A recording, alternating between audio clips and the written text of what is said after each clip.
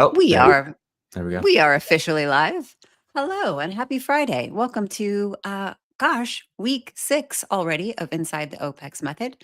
Carl and I are here to recap the week and hopefully share some interesting thoughts and ideas for you to explore incorporating into your coaching practice as you're following along with us. How are you doing, Carl? I'm doing well. How are you? It doesn't feel like we're in week 6. It feels like we're in week 2 or 3, but yeah, everything's well. It is flying by. We just got out about 30 minutes ago. We got out of office hours, and on Tuesday we had lecture. Thursday we had lab. This week we are focused on long-term planning, and the team has taken really everything that they've accumulated over the last several weeks, from assessment to um, learning OPEX gain, pain, and sustain, and then combining all of that insight to develop long-term plans, short-term plans, and daily plans. And then in the lab, they actually got into CoachRx and started building out all the way through daily plans for their clients. So today's office hours, you guys covered a lot. Your questions were kind of all over the map. But I think you started mostly focusing on long-term planning discussion. So I guess anything popping off on your head about I know you're actually like thinking a lot about long-term planning lately because you just recorded a 3-part podcast series that we've Yeah, also released. yeah. We have part 1 and part 2 live already. So your head has been like deep in the planning phase. Yeah, for sure. No, I mean, just to hit it globally, because there's so many pieces, we won't be able to hit them all in this short conversation. But we started this week's call. We started this week's lecture talking about the utility of thinking long term. Okay. So when we say long term program design, and I mentioned this on Tuesday, but it's like long term program design could be 4 years, it could be 2 years. For purposes of teaching, we keep it to 12 months. So when we say long term program design, we say, hey, build out the long term plan and what this is going to look like for the next 12 months with your client. So that's otherwise known as like macro cycles, right? So it's like your long-term plan is your macro cycle. We just call it long-term, short-term, and daily. So we call macro long-term, we call short-term, we call meso short-term, and then we call micro daily. So whenever I say that for the rest of this call, we're talking about macro, meso, and daily.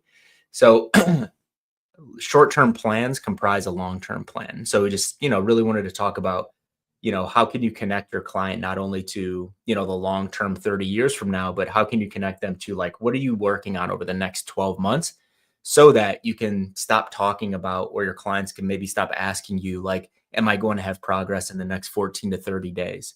It's like, hey, this is a longer term process. And that's what we're really hyper focusing on. So that's why we're, really connecting these folks to the long term, made up of those short term plans. And what I wanted to do on Tuesday specifically was propose a structure and thinking about how we build long term plans. So I broke it into 5 specific sections. First, you assess, then you prioritize, and then you plan, and then you periodize, and then finally you prescribe. And what we talked about on Tuesday, it's like a lot of coaches skip everything and go straight to prescribe, or they'll assess and then they'll go straight to prescribe. So what I wanted to offer up as a thought experiment was, what if we hit, steps 2, 3, and 4 before we got to that prescription? So prioritizing, really understanding based on what you know about your client, your intake process, your initial consultation, all of that. It's like, what are their priorities? Why are they working with you? What are some priorities that you discern through the physical assessment? What are some priorities that you discern through understanding their training age and other variables and connecting those things to their goals? Then from a planning standpoint, really understanding what resources you have available to you, or the resources your client has available to them, right? What's their schedule look like? Not just training schedule, but like, what does their schedule from day to day look like? What kind of support system might they have or not? What might they have accessible to them, right? We talked about like how we can connect some of this stuff to like nutrition coaching and stuff like that. It's like, maybe it's not a great idea to, tell someone that's like living paycheck to paycheck that they need to spend, $8,000 a month on, pasture raised, organic, straight from the farm food, right? So just understanding what resources they have and like really putting that plan together. And then finally you get to periodizing, right? So it's like, this is when we start actually talking about building those long-term plans, those short-term plans, those daily plans, understanding what's going to be within each day. And then what all that work does is it sets us up really nicely to give very succinct, very individualized, and very efficient program designs as we get to that prescription. Yeah, absolutely. And I think it's sort of a differentiator for us because obviously Coach Rex is really built on the methodologies that we teach in education, um, so that coaches can coach better through the software. But can you just share a little bit about how we've built out Coach Rex to support this structure? Yeah, for sure. Yeah, and it's like we didn't invent anything here, right? It's like we're just taking principles that are not like, quote unquote OPEX methodology, but we're taking really good principles that we're using in the OPEX methodology that we think would be really useful for any coach, whether they're in our education ecosystem or not, to be able to use in the platform. And we believe that every coach, no matter where their education background comes from, should be thinking long term with all of their people. It's just short sighted, literally, not to. So what we built was we built the ability to actually um, build and visualize what a long-term training plan really looks like, right? So choosing phases of training, whether it's accumulation, intensification, deload, pre-competition, competition, being able to identify what are focuses in aerobics if you're doing aerobic work, what are focuses in anaerobics if you're doing anaerobic work. Based on what cycle type we chose, that's going to already pretty much predetermine what kind of characteristics we're going to use in resistance training. So that's already taken care of. And you can just like stack all those short-term plans on top of or next to one another, look at that long-term plan, and then just look at that in Coach RX and just be like, okay, I understand I'm going through 3 accumulation phases. I'm hitting an intensification. Then I see like characteristics within that. I see I'm doing this in aerobic progression or so on and so forth. So we just wanted to build that out. And then we have the ability to go deeper and actually build out the specifics and individuals within those short-term plans. So it's like, what am I doing on Monday versus Tuesday versus Wednesday? All of that. You finish that up, you hit save, and then in your training calendar, all of those things are tagged in your training calendar. So you don't have to go back. You don't have to reinvent the wheel. It's like you sit down to design in Coach RX and you already know what your priorities are for that given day because you've already done that work. Yeah. And I know you have done so many courses, both free courses that we offer, as well as courses in LearnerX around efficiencies in the design process. And just thinking like realistically for coaches who may not be exposed to this level of design, what are the kind of time frames that they should anticipate that they'd be spending creating long-term plans? And then how does that improve their efficiency when they're getting into short-term and daily? Yeah, it's not as it sounds overwhelming when you think of the concept, like, I need to plan a year. It's like, realistically, that should take you 10 or 15 minutes to truly plan a year because you're looking at it so macro, right? Like, you're not digging in and, like, saying, "I'm doing this on this day," or, "This is the, rep scheme I'm using," or anything like that. You're just looking at it from a very macro lens. So it might take you 5 or 10 minutes, and then another 5 minutes to actually build out your first short-term plan that they're about to execute. And then when we start to look at like, well, how does this improve efficiency over time? A lot of the work that you're doing in that 5 to 10 minutes is time saved on a weekly program design basis, right? So you're just investing that 5 to 10 minutes so that you're saving, quite frankly, probably a lot more than just 5 or 10 minutes on a weekly program design because you're already lockstep. You know exactly what your priorities are, you know what you're doing, you know what progression means for that person. So you've already identified all that. Now you get to actually coach, right? Because program designing isn't coaching. Okay. So coaching is actually seeing what your client did in that program design and responding to it, adjusting, personalizing. When we're just focused on like coming up with something brand new that's not actually coaching your program design, and then we get so fatigued because we spend so much time doing that that you spend no time coaching. So it's 5 or 10 minutes invested on the front end of that program, whether it's 4, 6, 8, 12 weeks, whatever it is, but you're earning a lot more back to actually be able to coach your clients week to week. Yeah, I love that. And something I love even more about this idea is communicating that to a client, like even using something like the Loom integration to share and provide an overview of the long-term approach to create connection to where we're going, but also the way that that raises the value of the service that the coach is offering, because that coach is saying to the client, like, I'm here and I'm thinking about your goals and we're thinking long term and I have a plan and a strategy for you. So I don't know if that sparks anything for you, but for me, on the client side, I just see how much that can increase the value of the service from the client perspective. Yeah, for sure. Yeah, good point. There's a lot inside of that, right? It's like I would say that most clients don't want to know like what physiological adaptations you're hoping for, right? So it's like I wouldn't spend any time on that unless you have a client that asks you those very specific questions. But people like to know why they're doing what they're doing. They don't need to go super deep, but even at a surface level, they want to know why they're doing what they're doing, right? If it's like Candace, if you're squatting every Monday and it's like you are seeing that that squat is like progressing in a certain way, it's like you probably want to understand what the intention behind that is, just so that you can feel really good and confident in that program. So I think that is a great time for a coach to, like you said, like press the Loom button, turn that on, and just go 60 seconds and talk about what this next 4 weeks is going to look like and what they can expect from it and why they're doing what they're doing. Very general, very surface level. And now that's 60 seconds that you invested that now just puts your client at ease and builds a ton of trust, because now your client's like, oh, this was built for me and I know exactly what this should feel like, what we're doing and why we're doing it. And then I would venture to guess through empirical experience that your compliance will also increase if your client is just a little bit more connected to that training program.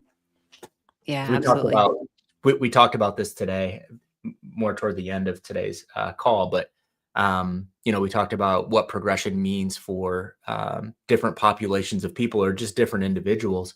And I just wanted to challenge everyone where it's like, honestly, what I would argue is that progression for most people is being consistent, because they've never been consistent in physical activity. So anything that we can do to improve the likelihood that someone's going to be consistent and compliant, I always think that that's a time well spent. Yeah, absolutely. Um, oh, I kind of lost my train of thought there and where I was going, but oh, I think I was going to say, out of going into office hours today, because lab was lab, right? Like they took all Yeah. the principles that you taught them on Tuesday, and then we actually like got into Coach RX and started building programs.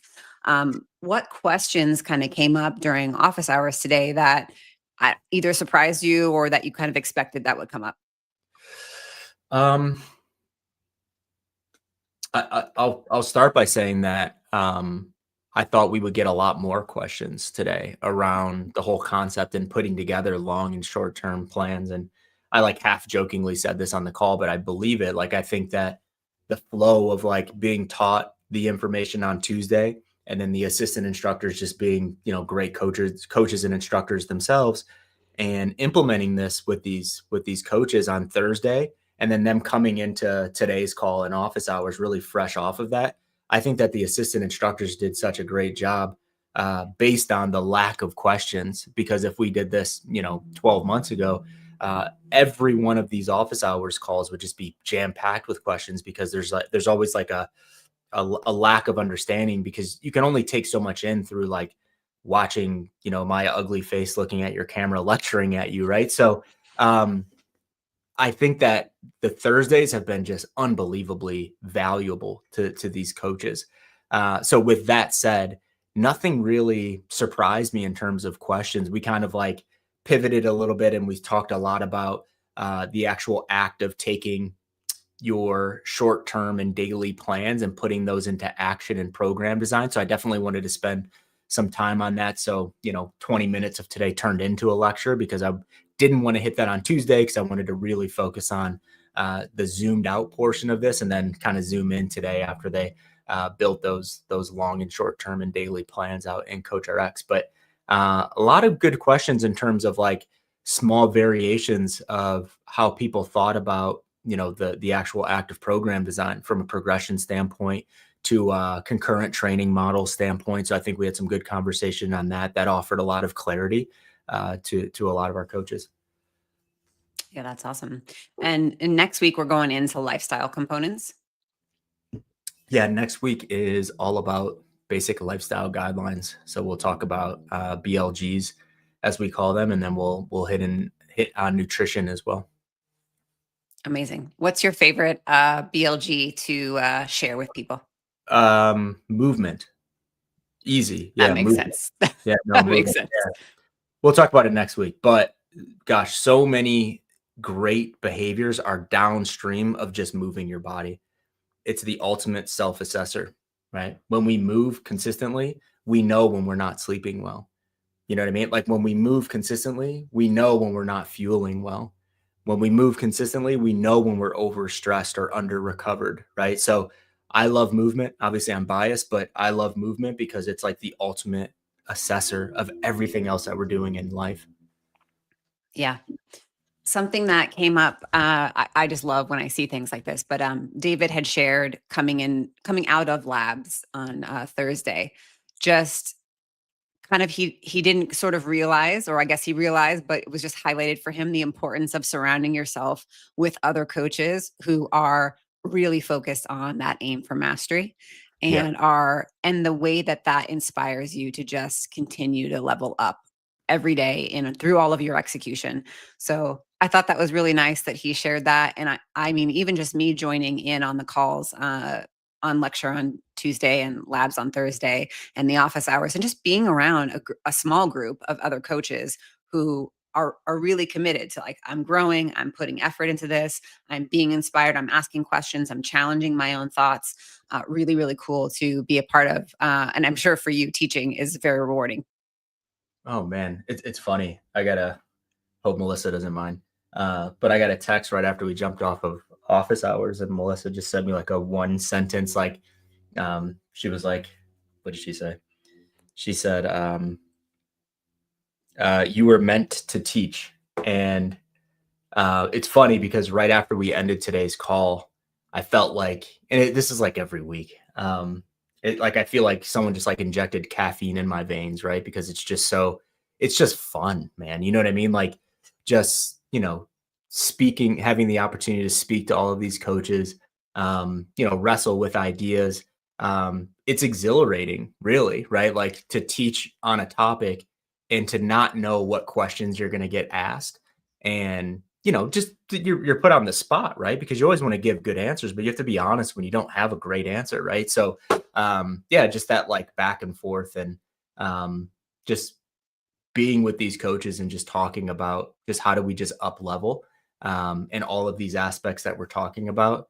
It's been really fun. So that's probably why it feels like week 2, even though it's week 6. I know. Well, awesome. It was definitely a great week. I think next week is probably my favorite week also. So I'm very excited about jumping into lifestyle behaviors. And I guess just a reminder for everyone, we have our Black Friday sale going right now. So if you are at all interested in jumping in on the next cohort, you have until December 5th to take advantage of the Black Friday offer.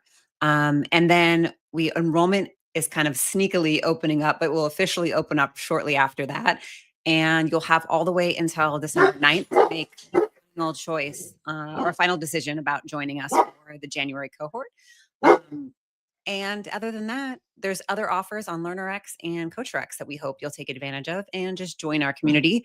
If you're not yet ready to make a decision to jump all in, we will have a community call coming up on, is that December 1st or December 3rd? Let me check December what that 3rd. Wednesday is. Yeah, December December. 3rd. Yeah. First Wednesday of every month are the community calls. And literally that is just for anyone in our network, even if you're just on our email list or follow on social, jump in with us, get in some education. And we do have a special partnership that we're going to be announcing on the next call and some cool demos that integrate with CoachRX for you guys to explore. So jump in on that. I don't know, anything else you want to leave people with this week? No. No, I think we covered it. Awesome. Well, next week, lifestyle. Uh, and then where do we go from there? We go lifestyle and then we go business systems and then you take over. Yeah, I am all in on making sure I give them a lot of want to. when it comes to marketing, because I know there's so much resistance that coaches have, and all the feels that come along with that. But I'm really excited about getting to spend time with them talking about marketing. Yeah. Nah. Yeah. You'll crush it. You always deliver. Well, cool. Thanks for Cool. jumping on with me to share a recap of the week, and we will see y'all next week. All right. See you, everyone.